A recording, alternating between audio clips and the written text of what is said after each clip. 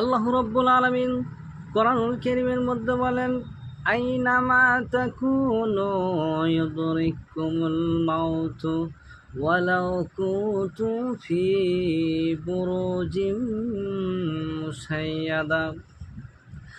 আল্লাহ রাব্বুল আলামিন বলেন, মরণের সময় যখন এসে যাবে, তুমি যেই জায়গায় থাকো না কেন, যে হালাতে থাকো না কেন, যে অবস্থায় থাকো না কেন, ৫ তলা বিল্ডিং এর ভেতরে থাকো না কেন, বা ১০ তলা বিল্ডিং এর ভেতরে থাকো না কেন, বা টিনের ঘরে থাকো না কেন, বা যদি একটা সিন্ধু কাচের ঘর তৈরি করলেন, সেই কাচের ঘরে আপনার অনুমতি ছাড়া একটা পিপিলিকা পর্যন্ত প্রবেশ করতে পারবে না, এইটা মনে করলেন।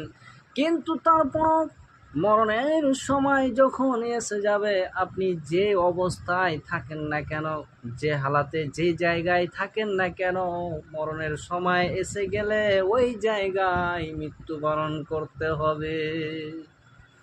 মরণ থেকে কেউ বাঁচতে পারবে না।